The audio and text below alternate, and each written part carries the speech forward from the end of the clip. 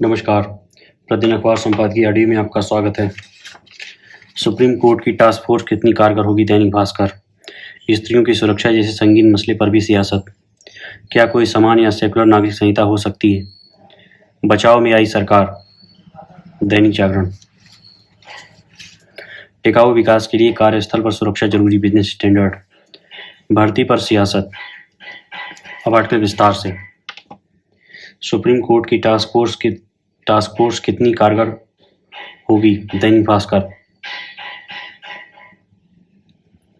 हम कई बार समस्या का समाधान वहां तलाशते हैं जहां उसके होने की रंचमात्र भी गुंजाइश नहीं होती। ऐसा करते वक्त हम न तो हालिया इतिहास ना ही भोगे हुए यथार्थ से सीख लेते हैं, बल्कि एक भावनात्मक अतिरेक में आंखें बंद करके सिस्टम को कोसकर अपने कर्तव्य की इतिश्री करते हैं। कोलकाता डॉक्टर दुष्कर्म और हत्या मामले में सुप्रीम कोर्ट ने स्वतः संज्ञान लेकर आक्रोश दिखाया।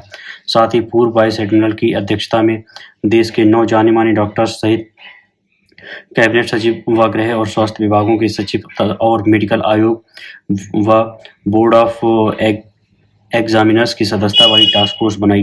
निर्भया कांड के 1 साल बाद एक पूर्व सीजीआई की अध्यक्षता में सख्त पॉक्सो एक्ट बना और उसके 1 साल बाद posh prevention of sexual harassment and women at workplace act बना। फांसी की सजा का प्रावधान भी रखा गया। लेकिन क्या इन कानूनों ने दुष्कर्मियों को डराया? क्या शराब पीकर दबंगई के भाव में नारी को भोग की वस्तुमात्र समझकर दुष्कर्म करना और फिर उतनी ही हिकारत से कानून को ताक पर रखते हुए पहचान छिपाने के लिए उसकी हत्या और कई बार प्रतिकारात्मक भाव से नृशंस हत्या की घटनाएं कम हुई हैं? सालों चलने वाले केस में बेल के बाद पीड़िता सहित गवाहों की हत्या करना क्या बताता नहीं एक समाधान कहीं और है? दरअसल शराब, मोबाइल का एक बटन दबाने पर अश्लील फिल्मों और नैतिक शिक्षा देने वाली संस्थाओं का गायब होना इस समस्या का मूल कारण है। इसके साथ ही सुप्रीम कोर्ट को यह भी देखना होगा कि क्या कानून या दंड का भय दुष्कर्मी के भीतर कहीं दूर तक भी है। न्यायालय त्वरित और सख्त सजा देकर कानून के प्रति डर पैदा कर सकता है। सुप्रीम कोर्ट इसका हल वहां तलाशे। स्त्रियों की सुरक्षा जैसे संगीन मसले पर भी सियासत। शीला भट्ट वरिष्ठ पत्रकार। 2014 में नरेंद्र मोदी के प्रधानमंत्री बनने के बाद से ही आम चर्चाएं या तो मोदी के खिलाफ होती हैं या उनके समर्थन में। सामान्य विमर्श ध्रुवीकृत हो चुका है। उसमें कोई मध्य मार्ग नहीं अपनाया जाता है। यह सिलसिला 2024 के लोकसभा चुनावों तक जारी रहा है। लेकिन अब समय आ गया है कि हम तमाम मसलों पर ऐसी कोई सख्त पोजीशन लेकर भारतीय राजनीति, राष्ट्रीय मुद्दों या देश की दशा दिशा का आकलन करना बंद करें। जब 19 साल की दलित लड़की के साथ हाथरस में 2020 में गैंगरेप हुआ था या जब जम्मू के पास कठुआ में एक बच्ची के पास 2018 में सामूहिक दुष्कर्म हुआ था, तब उन घटनाओं का भी भरपूर राजनीतिक उपयोग किया गया था। लोग पक्ष विपक्ष में बंट गए थे। जब से कोलकाता में एक डॉक्टर छात्रा के साथ दुष्कर्म के बाद उसकी नृशंस हत्या की गई, तब से ममता बनर्जी और उनकी टीएमसी सरकार बहुत दबाव में। अब सबको ख्याल आ रहा है कि पिछले 10 सालों से महिलाओं पर हुए अत्याचार को राजनीतिक रंग देने से कितना नुकसान हुआ है। देश में कितनी सारी चर्चाएं इंटरनेट, सोशल मीडिया और प्रिंट टीवी मीडिया में होती रहती हैं, फिर भी गंभीरता से ठोस कदम नहीं उठाए जा रहे हैं। इसका एक कारण ये भी एक सामाजिक, जातिगत, ऐतिहासिक और आर्थिक मुद्दों पर भी हम ज़्यादातर राजनीतिक दृष्टि से चर्चा करते हैं। ये देखने लायक है कि ममता बनर्जी के विद्वान समर्थक, प्रख्यात पत्रकार और यूट्यूब पर जिनको करोड़ों लोग फॉलो करते हैं और देखते हैं, सुनते हैं, वो भी इस देरी से ही ये समझ पा रहे हैं कि दुष्कर्म जैसी घटनाएं बहुत गंभीर, सूक्ष्म और संतुलित विश्लेषण का विषय हैं। उनकी जड़ें समाज में फैले जहर से लिप्त हैं और उनकी चर्चा राजनीति, धर्म या जातिवाद की भाषा में नहीं हो सकती है। ये भी देखने लायक नजारा है कि अब ममता बनर्जी के सेकुलर लिबरल समर्थक भारत भर में हो रहे दुष्कर्मों और महिलाओं के साथ हो रहे हर प्रकार के घोर अन्याय के समाचार अपने सोशल मीडिया पर पोस्ट कर रहे हैं। ऐसा करके वे कुछ गलत नहीं कर रहे हैं। अच्छी बात है कि महिलाओं की सुरक्षा की गंभीर समस्या को राष्ट्रीय परिप्रेक्ष्य में देखा जाए। देश के माथे पर लगा एक कलंक ही है कि हमारे यहाँ हर साल दुष्कर्म के 30,000 से ज़्यादा मामले दर्ज हो रहे हैं। लेकिन पिछले कुछ सालों में हमने देखा है कि स्थानीय किस्म की घटनाओं में भी प्रधानमंत्री या संबंधित मुख्यमंत्री से सवाल पूछे जाते थे। फिर अब ममता बनर्जी को जवाबदेह ठहराए जाने पर इतनी किंतु परंतु क्यों है? समय आ गया है कि हम भारतीय राजनीति को पढ़ने की हमारी आदत को बदलें। इस देश में 2 बड़े वर्ग हैं। एक बहुत बड़ा वर्ग है जिसके पास सत्ता है, जिसको सत्ता चाहिए, जो सत्ता पाने के इंतजार में है। वे सब वोट की चाह रखने वाले हैं। वे कमोवेश एक ही तल पर है। उनके चरित्र में 19-20 का फर्क होता है। उनके समर्थक पर कोई भले उनमें कोई फर्क नजर आए, क्योंकि उनकी सार्वजनिक छवि बहुत मेहनत से सजाई गई होती है। लेकिन असल में वाम, दक्षिण और मध्य की राजनीति करने वाले सभी नेताओं को वोटों की लालसा है और बाकी सब राजनीति है। दूसरा वर्ग उनके ठीक सामने खड़ा है आम आदमी का। ना उसकी बड़ी पहचान है, ना उसको कोई जानता है, ना पूछता है। उसकी कीमत एक वोट के बराबर है। कुछ भाग्यशाली संघर्ष करके जरूर अपनी हैसियत ऊंची बना लेते हैं। तब चतुराई इसी में है कि राजनीति की चर्चा करते हुए कभी भी एक्सट्रीम स्टैंड ना लें, अतियों पर ना जाएं। जो लोग आज पश्चिम बंगाल के कुशासन और भ्रष्टाचार के खिलाफ ऊंची आवाज़ों का रुख मोड़ना चाहते हैं और ममता बनर्जी की तरह मुंह कांग्रेस सरकार का परोक्ष बचाव कर रहे हैं, उन सभी ने हाथरस की घटना के लिए मुख्यमंत्री योगी आदित्यनाथ और भाजपा को पुरजोर तरीके से जिम्मेदार ठहराया था। उस वक्त भी देश में हर रोज 80 से ज़्यादा दुष्कर्म होते थे और अन्याय की यह ठूठ गाथा जाने कितने दशकों से चल रही है। अगर हाथरस में हुए दुष्कर्म की जिम्मेदारी सीएम योगी की बनती है तो पश्चिम बंगाल में एक सरकारी अस्पताल में जो भयंकर हादसा हुआ है उसकी जिम्मेदारी ममता बनर्जी को लेनी ही पड़ेगी। अहम बात यह है कि दुष्कर्म जैसे संगीन मसलों में भी अगर राजनीति नहीं होती है तो महिलाओं का तो भला होता ही। समाज भी इस मुद्दे पर गंभीर चर्चा करके आगे बढ़ता है, लेकिन ऐसा नहीं हो पाया। और सोचने की बात यह भी है कि कोई भी दुष्कर्म चाहे जिस पार्टी से संबद्ध हो वो जितना चिंता का विषय है, उससे बड़ी चिंता का विषय यह है कि आखिर वो व्यक्ति हमारे ही समाज का है। यह भाजपा, कांग्रेस, सपा और तृणमूल किसी से भी जुड़ा हो, पहले वह भारतीय है, हमारे ही पड़ोस में कहीं उसकी परवरिश हुई है और हमारे ही समाज जोड़कर वो गलत रास्ते पर चला गया है। दिल्ली में चलती बस में हुए दुष्कर्म के बाद नया कानून आया था, लेकिन जमीन पर हालात नहीं बदले। महिलाओं के साथ जुड़े मामले में भी राजनीतिक लाभ लेना सभी पार्टियों की आदत हो गई है। जब सोशल मीडिया की ताकत बढ़ रही है, जब घर घर में जागरूकता आ रही है, तब भी बच्चियों के साथ ऐसे जघन्य अपराध होना राष्ट्रीय शर्म है। समय का तकाजा है कि सभी दल राजनीति से ऊपर उठें और ऐसे संगीन मसलों पर नए सिरे से नई भाषा में चर्चा करें। क्या कोई समान या सेकुलर नागरिक संहिता हो सकती है? अभय कुमार दुबे, अम्बेडकर विश्वविद्यालय दिल्ली में प्रोफेसर। लाल किले की प्राचीर से इस बार प्रधानमंत्री के संबोधन की सबसे नई बात कम्युनल सिविल कोड की जगह एक सेकुलर सिविल कोड की स्थापना का आह्वान था। इस कथन ने सर्वाधिक सुर्खियां भी बटोरी। यह तो प्रश्न खड़े करता है, क्या वास्तव में हमारे देश में पिछले साल से कम्युनल या सांप्रदायिक सिविल कोड चल रहे हैं? ध्यान रहे कि भारत की सबसे बड़ी विवाह और उत्तराधिकार संहिता हिंदू सिविल कोड है, जिसके दायरे में हमारी 3/4 आबादी आती है। स्पष्ट है कि प्रधानमंत्री की निगाह में इस्लामिक और ईसाई संहिताओं के साथ साथ हिंदू सिविल कोड भी सांप्रदायिक संहिता ही है। दूसरा प्रश्न यह है कि क्या भारत जैसे बहुधार्मिक देश में कोई सेकुलर सिविल कोड संभव है? इसी सवाल को इस तरह से पूछा जा सकता है, क्या दुनिया में कोई भी सिविल कोड सेकुलर हो सकता है? चूंकि देश के सबसे बड़े सिविल कोड में के नाम में हिंदू शब्द लगा है, इसलिए भ्रम हो सकता है कि उसका दायरा हिंदू समाज तक सीमित होना चाहिए, जबकि यह सिविल कोड सिख, बौद्ध और जैन समाजों को भी अपने में सम्मिलित करता है। इस लिहाज से यह भी एक बहुधार्मिक सिविल कोड है। जब डॉक्टर अंबेडकर ने इस सिविल कोड की पेशकश की थी, तब सरदार हुकुम सिंह ने उनसे पूछा था कि वे सिखों को हिंदू दायरे में क्यों समेटे दे रहे हैं। बाबा साहब ने इसका जो जवाब दिया था वह इतिहास में दर्ज है। उन्होंने अपनी व्याख्या को सिखों तक ही सीमित न रखते हुए उसका विस्तार बौद्धों और जैनों तक कर दिया था। उनका कहना था कि सिख गुरुओं की तरह भगवान बुद्ध और जैन तीर्थंकरों ने ब्राह्मणों से जो भी बहस की हो, पर उन्होंने हिंदू दायरे से अलग विवाह कानून की वकालत कभी नहीं की। देखा जाए तो यह कानून अंबेडकर और नेहरू की आधुनिकतावादी और कथित सेकुलर मंशाओं के परे हिंदू पहचान का काफ़ी विस्तार कर देता है। विद्वानों का मानना है कि इस कारण हिंदुओं की 2 श्रेणियां बन गई हैं। एक वे जो हिंदू परिवारों में पैदा हुए यानी जन्मना हिंदू, दूसरे वे जो सिख, बौद्ध और जैन होने के बावजूद हिंदू विवाह कानून से विनियमित होते हैं, यानी जो लीगली हिंदू हैं। हिंदुत्ववादी पैरोकारों से तो खुश होना चाहिए कि सेकुलरवाद और आधुनिकता में निष्ठा रखने वाले, साथ ही हिंदुत्ववादी राजनीति का विरोध करने वाले नेताओं द्वारा बनाया गया कानून अंततः सावरकर द्वारा किए हिंदुत्व के सूत्रीकरण की पुष्टि करने वाला साबित हुआ। सावरकर ने यही दावा तो किया था कि भारत को अपनी पुण्यभूमि मानने वाले, यानी जिनके धर्म भारत में ही जन्मे हैं, सभी सांस्कृतिक और राजनीतिक रूप से हिंदू हैं। भले ही ये कानून इन चारों धर्मों के अनुयायियों को सांस्कृतिक रूप से एक न बनाता हो, लेकिन उसने इन्हें कानूनी रूप से तो सावरकर की वैचारिक डिजाइन के मुताबिक ही बना दिया है। अगर इस्लामिक सिविल कोड के कुछ प्रावधानों पर आपत्ति है तो उसका निराकरण संसद में विधायी प्रस्ताव लाकर किया जा सकता है। मसलन जिस तरह 3 तलाक के खिलाफ कानून बनाया गया है, उसी तरह मुसलमान पुरुषों द्वारा एकाधिक शादियां करने के अधिकार को खारिज करने की योजना पर भी अमल किया जा सकता है। इसके लिए किसी समान नागरिक संहिता बनाने की पीड़ा उठाने की जरूरत नहीं। जो विवाह कानून इस समय देश में चल रहे हैं, उनका बारीक अध्ययन करवाकर उनकी खामियां चिन्हित की जा सकती और उनका निराकरण करके उन कानूनों को और बेहतर बनाया जा सकता है। हिंदुत्ववादियों को ईसाई सिविल कोड पर कोई आपत्ति शायद नहीं है, लेकिन भारत जैसे बहुधार्मिक देश में बनाया गया कोई सिविल कोड न तो समान हो सकता है और न ही सेकुलर।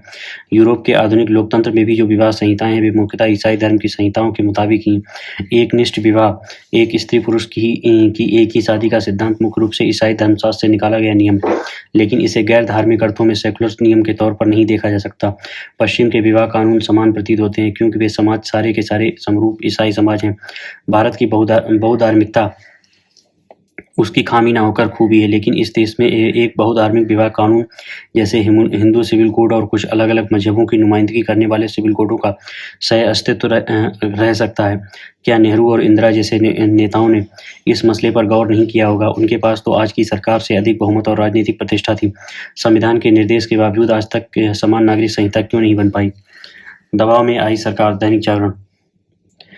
विभिन्न केंद्रीय मंत्रालयों में उच्च पदों पर विशेषज्ञता वाले लोगों की एक प्रकार से सीधी भर्ती अर्थात लेटरल एंट्री वाला विज्ञापन वापस लेने से यही स्पष्ट हो रहा है कि मोदी सरकार दबाव में आ गई।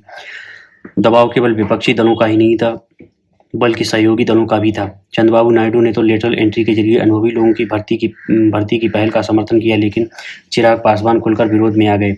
एक अन्य प्रमुख सहयोगी दल जेडीयू के नेताओं ने भी लेटरल एंट्री का विरोध कर दिया। इससे तो यही लगता है कि मोदी सरकार ने इस पहल को आगे बढ़ाने से पहले अपने सहयोगी दलों से विचार विमर्श ही नहीं किया। यदि वास्तव में ऐसा नहीं किया गया तो यह उनकी रणनीतिक चूक ही है। केंद्र सरकार को यह आभास होना चाहिए था कि विपक्ष जिस तरह हर मामले में आरक्षण के मुद्दे को तूल देने के साथ संविधान के खतरे में होने का हवा खड़ा कर रहा है, उसके चलते वह इस पहल के खिलाफ भी खड़ा हो सकता है। यह निराशाजनक है कि मोदी सरकार न तो विपक्ष की संभावित प्रतिक्रिया का अनुमान लगा सकी और न ही अपने सहयोगी दलों को साथ ले सकी। यह ठीक है कि मोदी सरकार अपने क्षेत्र के कुशल लोगों की प्रशासन में भर्ती से पहले की पहल से पीछे नहीं हटेगी, लेकिन उसे जिस तरह अपने कदम खींचने पड़े उससे एक मजबूत सरकार की उसकी छवि को धक्का लगा है। प्रशासन में अनुभवी लोगों की सेवाएं लिया जाना कोई नई अनोखी बात नहीं है। इसका सिलसिला तो प्रथम प्रधानमंत्री जवाहरलाल नेहरू के समय से ही शुरू हो गया था। इसके बाद की सरकारों ने भी यह सिलसिला कायम रखा। ऐसे अनेक उच्च पदों पर विशेषज्ञों को लाया गया जिन्हें आईएएस आईएफएस आदि संभालते थे। मनमोहन सिंह, मुंटेक सिंह, अहलूवालिया आदि लेटरल एंट्री के जरिए ही उच्च पदों पर आए। इसी तरह अनेक राजदूत भी गैर आईएएस नियुक्त किए गए। प्रशासन के साथ शासन में भी अपने क्षेत्र के विशेषज्ञ लोगों की सेवाएं ली गई। आधार की पहल को अंजाम देने के लिए नंदन नीलेकणी को लाया गया था। विपक्षी नेता और विशेष रूप से राहुल गांधी इन सबसे अनजान नहीं हो सकते, लेकिन वे सकारात्मक और विभाजनकारी राजनीति का कोई मौका नहीं छोड़ रहे हैं। यह उनकी मौका परस्ती ही है कि एक समय वह खुद लेटरल एंट्री के जरिए प्रशासन में पूर्व सैन्य अधिकारियों की भर्ती का वादा कर रहे थे, लेकिन अब इसके खिलाफ खड़े हो गए हैं। और वह भी तब जब यह कहीं नहीं कहा गया था कि आरक्षित तबकों के लोग लेटरल एंट्री का हिस्सा नहीं बन सकते हैं। अमेरिका जैसे देशों में भी सकारात्मक कार्रवाई के रूप में आरक्षण है, लेकिन वहाँ भी लेटरल एंट्री की व्यवस्था है। यह ठीक नहीं है कि अपने देश में आरक्षण को हर मर्ज की दवा बनाया जा रहा है। टिकाऊ विकास के लिए कार्यस्थल पर सुरक्षा जरूरी। Business standard. अजय मोहंती, लेखक, institutional investors advisory services India से जुड़े हैं।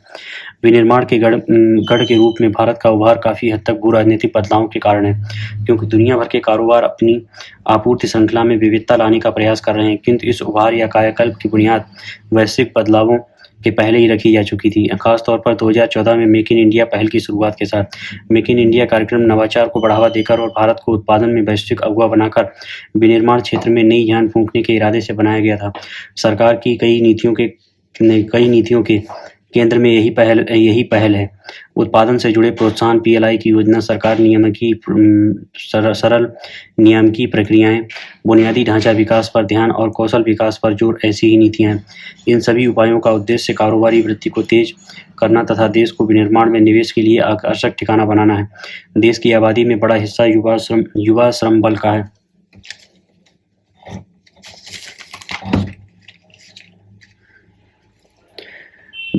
देश की आबादी में बड़ा हिस्सा युवा श्रम बल का है, जो इन नीतियों के लिए एकदम अनुकूल और पूरक है। बढ़ते बाजार और श्रम की आपूर्ति, सबकी लगातार आपूर्ति का यह जोड़ कारोबारियों के विस्तार के लिए अनुकूल है और भारत को उन कंपनियों के लिए उपयुक्त बनाता है जो अपना विनिर्माण कारखाना लगाना चाहती हैं या विनिर्माण का विस्तार विस्तार करना चाहती हैं। यही कारण है कि भारत वैश्विक आपूर्ति श्रृंखलाओं में अहम भूमिका निभाने को तैयार है और वैश्विक विनिर्माण का अहम हिस्सा बन सकता है।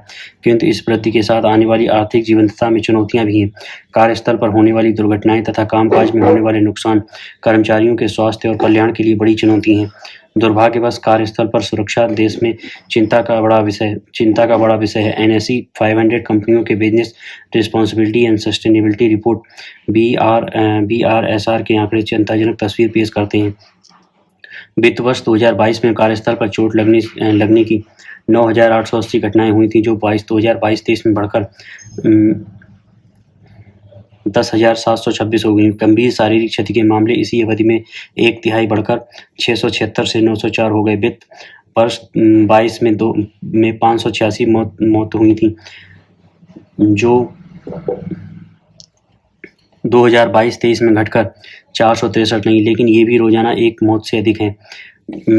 इस आंकड़े के दो परेशान करने वाले पहलू हैं। पहला, यह शीर्ष 500 कंपनियों का आंकड़ा है, यानी देश के कुल श्रम बल का बहुत छोटा हिस्सा इसमें आता है। देश के तकरीबन 90% कामगार असंगठित क्षेत्र में काम करते हैं, जहां काम की परिस्थितियां और भी खतरनाक होती हैं। यह कड़वी हकीकत बताती है कि सभी क्षेत्रों में कार्यस्थल पर सुरक्षा को प्राथमिकता देना कितना आवश्यक है। इतना ही नहीं, ज़्यादा पूंजी होने के कारण और अधिक संसाधन और सामग्री उपलब्ध होने के कारण इन कंपनियों में चोट के मामले कम होने चाहिए। इससे यही माना जा सकता है कि इस तरह की घटनाओं में असंगठित क्षेत्र की हिस्सेदारी कम से कम प्रतिशत में तो बहुत ज़्यादा होगी। दूसरा पहलू ये भी है कि ये आंकड़े प्रत्यक्ष रोजगार से जुड़े हैं और ठेके पर काम करने वालों के बारे में कुछ नहीं बताते। इससे ये पता चलता है कि वास्तविक आंकड़े काफ़ी ज़्यादा हैं। ऐसा इसलिए क्योंकि अब ज़्यादातर काम सीधे भर्ती किए गए कर्मचारियों से नहीं कराया जाता, बल्कि अस्थायी कर्मचारियों को दिया जाता है और ठेके पर कराया जाता है। उदाहरण के लिए, खतरनाक रसायन निपटाते समय 6 कर्मचारियों की मौत ने आंकड़ों में शामिल नहीं की। उसने तर्क दिया कि यह काम ठेके पर दिया गया था। ऐसे आंकड़ों की जानकारी जरूर होनी चाहिए और यह आसानी से कराया जा सकता है।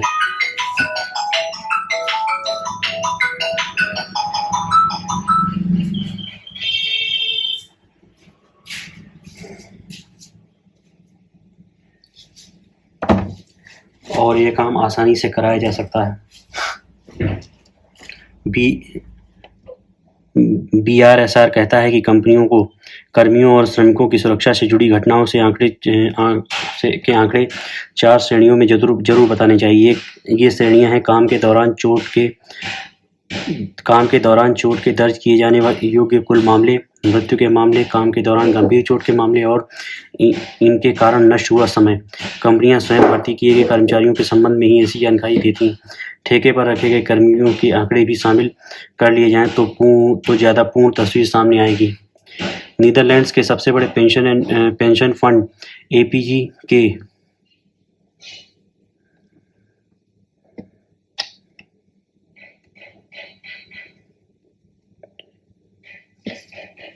के थियस आतेन, APG और HDFC अर्गो जनरल इंश्योरेंस ने ही हमें कार्यस्थल पर चोट के मामलों पर नज़र डालने के लिए प्रोत्साहित किया। ने कहा, शेयर धारकों को शायद ही कभी उन कमियों के बारे में बताया जाता है जिनके कारण चोट या मौत होती है। ऐसी घटनाएं दोबारा होने से रोकने के कदम भी नहीं उठाए जाते। प्रदर्शनों के अहम सूचकों KPI और या लक्ष्यों, घटनाओं की जानकारी की व्यवस्था या कोई अनहोनी होने पर मुआवजा दिए जाने की भी बहुत कम जानकारी दी जाती है। बीमा का दायरा बहुत कम है और अक्सर इसमें ठेके वाले कर्मचारी शामिल नहीं किए जाते हैं। इसी प्रकार 70% से अधिक कंपनियों में स्वास्थ्य और सुरक्षा नीतियों में मूल्य श्रृंखला के साझेदार शामिल नहीं किए जाते हैं। इस स्थिति के लिए कमजोर निगरानी और नेतृत्व की बखूबी की बेरुखी को जिम्मेदार ठहराया जा सकता है। कर्मचारियों की सुरक्षा और उनके कल्याण को कंपनी बोर्ड तथा प्रबंधन शायद ही कभी प्राथमिकता देते हैं। उनका ध्यान अक्सर वित्तीय प्रदर्शन पर ही रहता है। सुरक्षा जांच या ऑडिट का इस्तेमाल समूचे संगठन में सुरक्षा को सबसे ऊपर रखने वाली मानसिकता तैयार करने के लिए इस्तेमाल करना चाहिए, मगर अक्सर यह रस्म अदायगी बनकर रह जाता है। कंपनी बोर्डों को अपनी प्राथमिकताओं पर पुनर्विचार करना चाहिए। दुर्घटनाएं आंकड़े भर नहीं होती हैं, उनसे लोगों को कष्ट होता है। लोग, परिवार और कभी-कभार पूरे समुदाय इनकी चपेट में आ जाते हैं। कर्मचारियों की सुरक्षा नैतिक रूप से तो जरूरी ही है ही कार्यस्थल पर होने वाली दुर्घटनाओं का आर्थिक असर भी बहुत गहरा होता है। इससे कारोबारों की लागत बढ़ जाती है, इलाज का खर्च बढ़ जाता है, उत्पादकता घट जाती है और कानूनी देनदारी भी बनती है। इनसे आर्थिक वृद्धि को झटका लग सकता है और कारोबारों की वित्तीय सेहत खराब हो सकती है। काम का सुरक्षित माहौल सुनिश्चित करना नैतिक दायित्व से बढ़कर है, क्योंकि इससे टिकाऊ आर्थिक वृद्धि को भी बढ़ावा मिलता है। कार्यस्थल सुरक्षित हो तो कुशल कर्मचारी कंपनी में बने रहते हैं, कारोबारों की प्रतिष्ठा बढ़ती है और सभी हितधारकों का आपसी भरोसा बढ़ता है। इससे बाजार में लंबे समय तक सफलता और होड़ बनी रहती है। भर्ती पर सियासत जनसत्ता। विभिन्न मंत्रालयों में सचिव, उप सचिव और निदेशक के लिए सीधी भर्ती यानी लेटरल एंट्री को आखिरकार सरकार ने रोक दिया। पिछले हफ्ते 24 मंत्रालयों में ऐसे 35 पदों पर भर्ती के लिए संघ लोक सेवा आयोग ने विज्ञापन निकाला था, जिसे उसने अब रद्द कर दिया है। विपक्ष ने आरोप लगाया था कि सरकार इस तरह अपने पसंदीदा लोगों को भर्ती करना चाहती है। इससे अनुसूचित जाति, अनुसूचित जनजाति और पिछड़े समुदाय के लोगों के लिए संविधान में मिले आरक्षण के प्रावधान का उल्लंघन होगा। इस मसले पर सरकार के सहयोगी दलों ने भी विरोध में आवाज उठानी शुरू कर दी थी।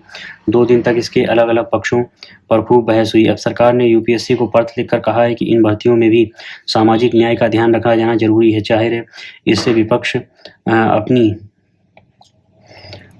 विजय के रूप में रेखांकित कर रहा है, मगर हकीकत यह है कि इसे सत्ता पक्ष की पराजय नहीं कहा जा सकता।